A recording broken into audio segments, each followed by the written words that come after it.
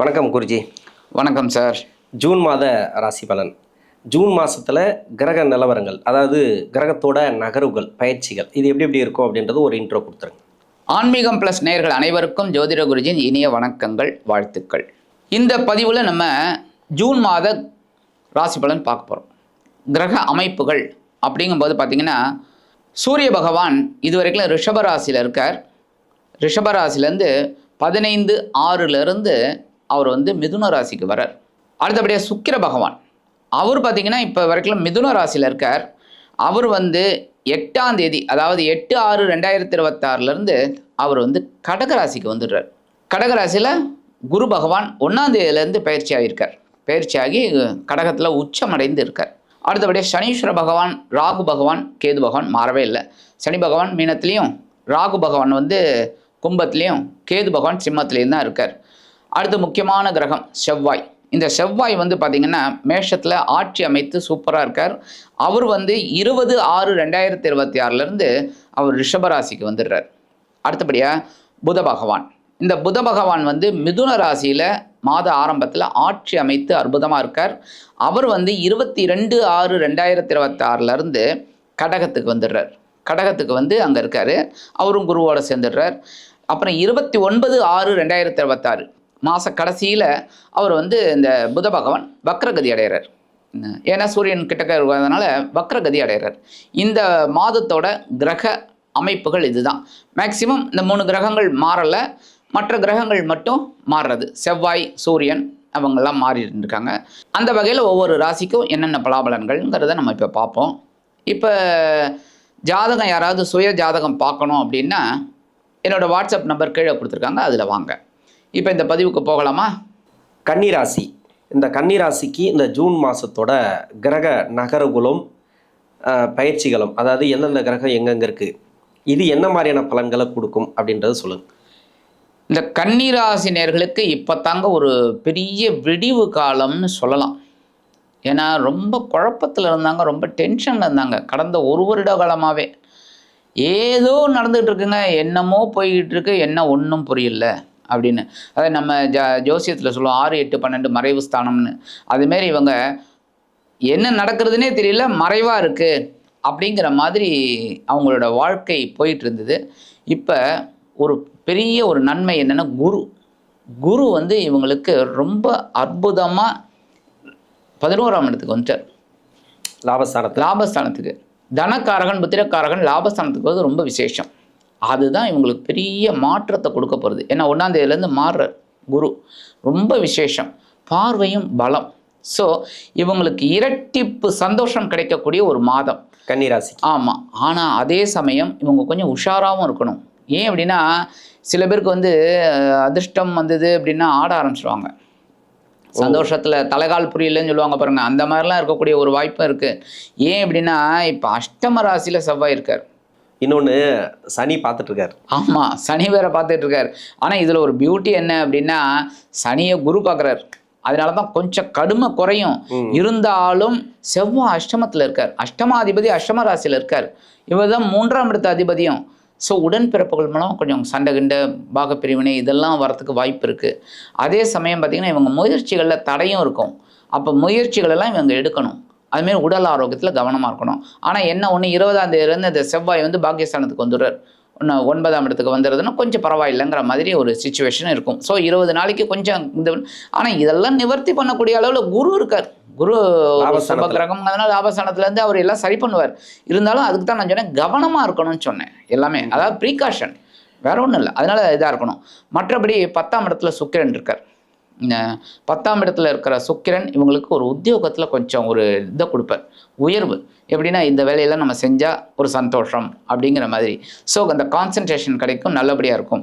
ஆனால் அதே சுக்கிரன் பார்த்திங்கன்னா 8ஆம் தேதியிலேருந்து மாறி அவரும் லாபஸ்தானத்துக்கு வர்றார். யாரோட சேர்றார்? குருவோட சேர்ந்துறார். குரு சுக்கிர யோகம் பரிபூர்ணமாக கிடைக்க போகிறது. 2 குருமார்களும் இவங்களுக்கு ரொம்ப ஃபேவரபுளாக இருக்க போகிறாங்க. ஸோ 7 நாளைக்கு தான். 7 நாளைக்கு உத்தியோகத்தில் கொஞ்சம் கவனமாக இருந்தாங்கனாலே, நல்ல வேலை செஞ்சாங்கனாலே 8ஆம் தேதியிலேருந்து குருவும் சுக்கிரனும் சேர்ந்து இவங்களுக்கு பெரிய குரு சுக்கிர யோகத்தை கொடுக்க போகிறாங்க. இன்ஃபேக்ட் இப்போ பார்த்திங்கன்னா ஒவ்வொரு இடத்துலையும் ஒவ்வொரு கிரகங்கள் இருக்குது. அதுக்கப்புறம் தான் 15ஆம் தேதியிலேருந்து தான் சூரியன் மாறுறார். என்ன, சூரியன் இவங்களுக்கு வந்து பார்த்தீங்கன்னாக்க இந்த சூரிய பகவான் அதாவது விரையாதிபதின்னு சொல்லக்கூடிய இந்த சூரிய பகவான் இவங்களுக்கு இப்போ 9ஆம் இடத்துல இருக்கார். பரவாயில்லைங்கிற ஒரு சிச்சுவேஷன். அதே சமயம் அவர் வந்து 10ஆம் இடத்துக்கு வந்து திக்பலம் அடைகிறார். ரொம்ப அற்புதம். அப்போ இவங்களுக்கு வந்து ஒரு கான்ஃபிடென்ட் கிடைக்கும். உத்தியோகத்துலேயும் சரி, தொழில் வியாபாரத்துலேயும். கூடவே வந்து புதனும் இருக்கார். ஸோ புத ஆதித்ய யோகம் பரிபூர்ணமாக இருக்கிறதுனால அறிவுபூர்வமாக எல்லாத்தையும் சமாளிக்கக்கூடியது. ஏன்னா புதன் வந்து இவங்களுக்கு ராசிநாதன், ஜீவனாதிபதி. ஸோ ஜீவனத்தை விருத்தி அடைய வைப்பார் அறிவின் மூலமாக.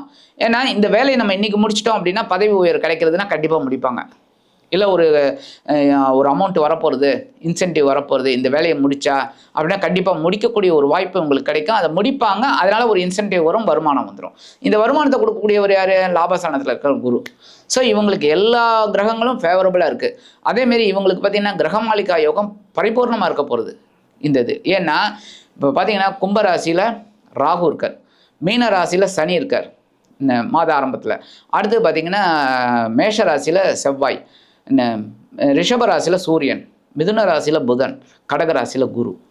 வரிசையா இருக்கு. அது பெரியது. ஏன்னா கிரக மாளிகாங்கிறது மாலை. மாளிகான்னா மாலை, கிரக மாலை அப்படி இருக்கு பாருங்க.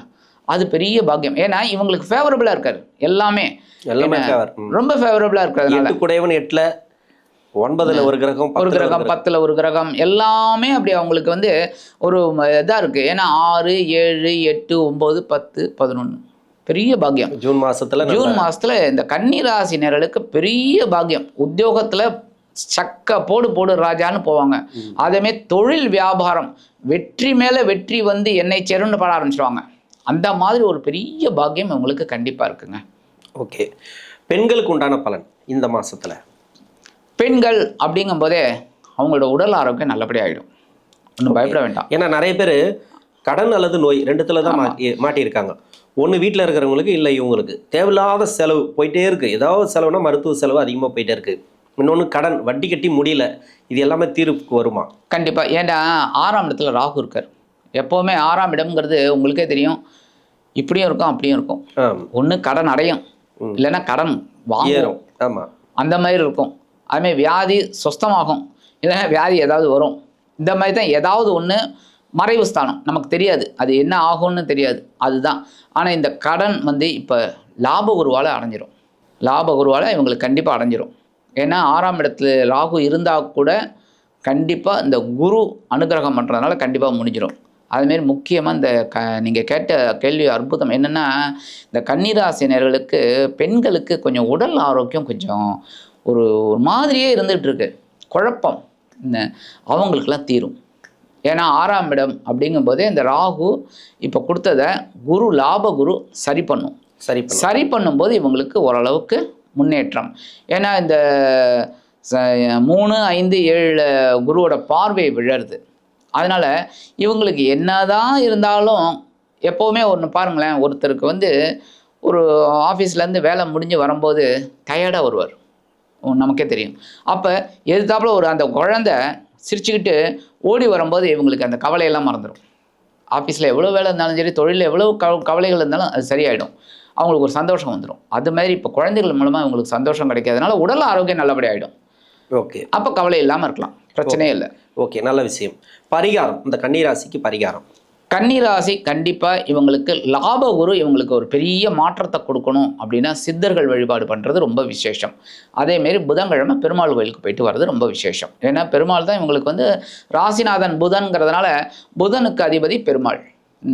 அதனால் இந்த மாதம் முடிஞ்சால் ஒரு தடவை திருப்பதி போயிட்டு வரட்டும், முடியலையா பெருமாள் கோயிலுக்கு போயிட்டு வரட்டும். பக்கத்துலேயே எங்கே இருந்தாலும் சரி, பக்கத்துலேயே நிறைய பெருமாள் கோயில் இருக்குது. அதனால் பெருமாள் கோயிலுக்கு போயிட்டு பெருமாளையும் தாயாரையும் சேவிச்சுட்டு வந்தாலே இவங்களுக்கு ரொம்ப விசேஷம். அதே மாதிரி இவங்க வந்து உடல் ஆரோக்கியம் சிறப்பாக இருக்கணும் அப்படின்னா ஒரு சிம்பிளான ஒரு பரிகாரம் சொல்கிறேன். இந்த கன்னிராசி என்னென்னா பெண்களாகட்டும் ஆண்களாகட்டும் எல்லாருக்குமே உடம்பு நல்லா இருக்கணும்ல. கொஞ்சம் வெல்லம், கொஞ்சம் ஜாக்கரி வெல்லம் எடுத்து சுவாமி ரூமில், எல்லாருக்கும் பூஜை ரூம் இருக்கும், கண்டிப்பாக பூஜை ரூம் இல்லாத வீடு இருக்காது. அது கொஞ்சம் வெல்லத்தை எடுத்து வச்சுட்டு ஓம் ஸ்ரீ லக்ஷ்மி நரசிம்மாய நமக அப்படின்னு சொல்லிட்டு அவங்களே நைவேத்தியம் பண்ணி சாப்பிட்டுக்கலாம். ஒன்றும் தப்பு கிடையாது. யாருக்காவது கொடுக்கலாம், இல்லைன்னா அவங்களே சாப்பிட்றோம். கொஞ்சம் உடம்பு ஆரோக்கியம் எப்படி இருக்குன்னு பாருங்கள். வெல்லத்துக்கு அவ்வளோ பவர். கடன் சுமை குறையுதா இல்லையா பாருங்கள், கண்டிப்பாக குறையும். இது தினந்தோறும் பண்ணாலும் ரொம்ப விசேஷம். முடியலையா அவங்களுக்கு எப்பப்பெல்லாம் முடியுதோ செய்ய சொல்லுங்கள். இந்த மாதம் இந்த பரிகாரம் பண்ணாலே இந்த கன்னியாராசி அன்பர்களுக்கு இந்த ஜூன் மாதம் அதி அற்புதமான ஒரு மாதமாக கண்டிப்பாக அமையும் என்று கூறி விடைபெறுகிறேன். நன்றி. நன்றி.